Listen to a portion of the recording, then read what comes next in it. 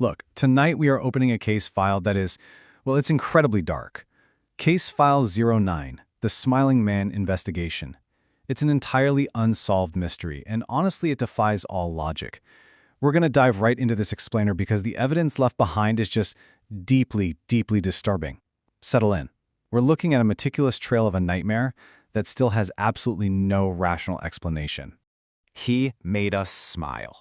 Just let that sink in for a second. Back in 2017, Chicago police walked right into a missing persons case that kicked off with this single, chilling sentence written directly on a living room wall. A whole family just vanished overnight. No forced entry, no ransom note, literally just those 4 words echoing in a totally silent house. And the true terror here, it's the unnerving normality of it all. Picture this, the TV is still running in the background.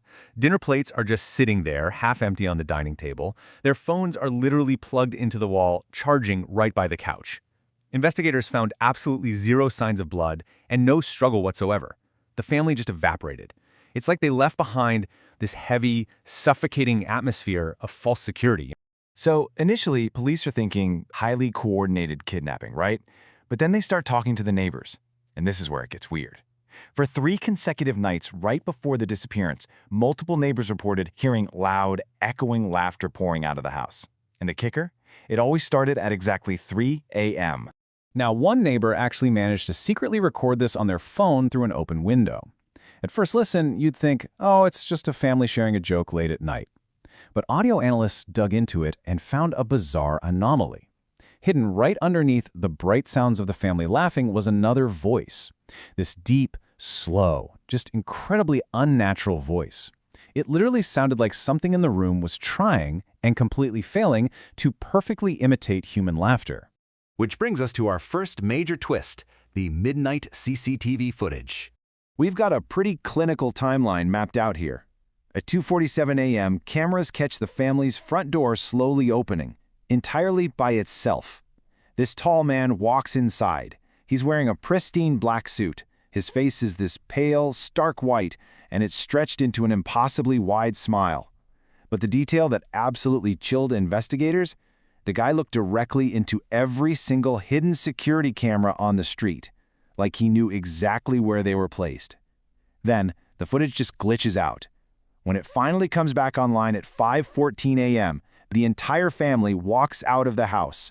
They're quietly following this man into the nearby forest, and guys, every single member of the family is wearing the exact same unnatural smile. By sunrise, search and rescue teams are swarming the forest. They easily pick up the family's footprints in the dirt, but the tracks don't turn around. They don't scatter, they just stop. Completely. Like the whole family was just plucked into thin air.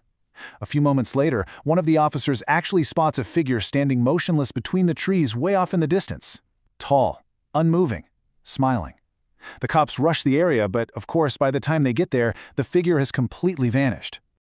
He was gone, sure, but he left one single object behind on the forest floor, an old, damaged VHS tape. And scrawled right across the paper label was this exact quote: "He likes happy people."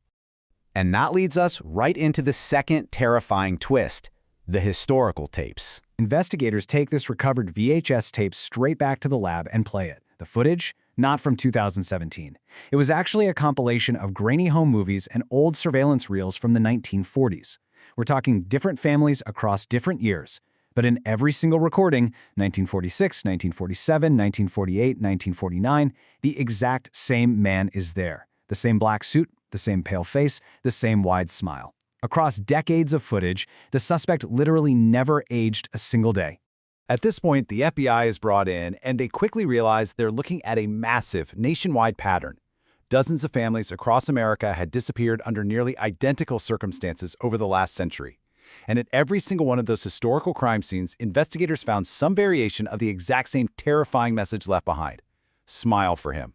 This brings us to a massive breakthrough: the 1988 survivor. Digging deep into these archived files, police finally found a thread they could pull.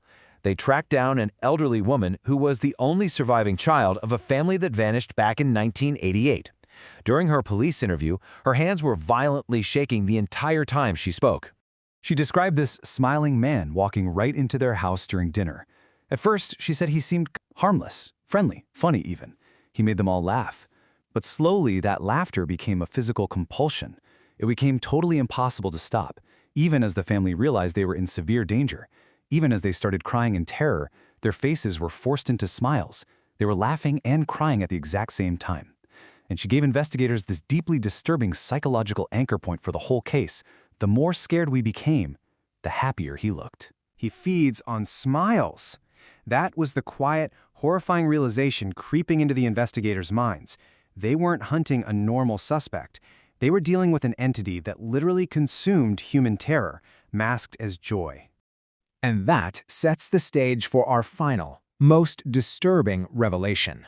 Twist number 3, the motel trap. Months after the Chicago disappearance, police actually traced a mix of digital and physical evidence to an abandoned motel miles outside the city limits. Well after midnight, a heavily armed SWAT team made entry into this decaying building. They're moving in tactical formation, clearing room to room, finding them all completely empty.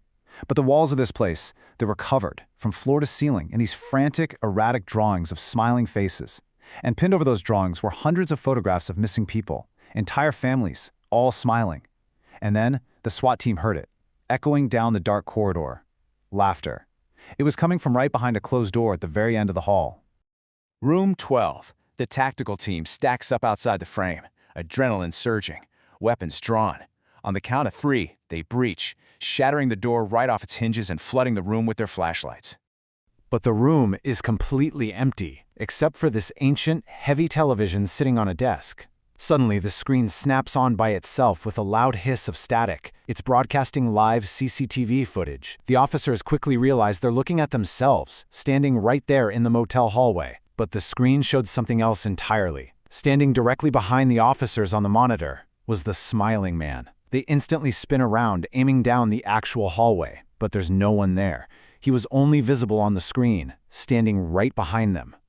And then, every single encrypted police radio attached to the officers' tactical vests crackled at the exact same time. A deep, unnatural voice whispered over the comms, "Turn around." The sun rises the next morning over an entirely silent motel. Backup units arrive. They find the perimeter totally secure, but the building is completely empty. The entire SWAT team had vanished without a single trace. The only things left behind on the floor of room 12 were their tactical body cameras. So the ultimate question remains, what actually happened to the SWAT team? Well, investigators pulled the encrypted data from those body cams and they witnessed their final horrifying moments. The footage shows highly trained officers dropping their weapons. They're laughing uncontrollably. Tears are just pouring down their faces. Their eyes are wide with absolute panic, but they are trapped in these forced, unbreakable smiles. Then, the camera of the point man slowly pans toward the dark end of the hallway. The smiling man is standing there, totally motionless. Wide smile, unblinking eyes. He slowly starts walking directly toward the camera lens.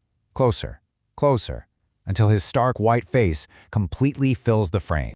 And right before the footage cuts permanently to static, he leans into the microphone and whispers, "You look happier now." This entire case file remains open, completely unexplained, and just deeply, deeply unsettling. So I leave you with this. What do you think is really hiding out there in the dark, just waiting for us to smile?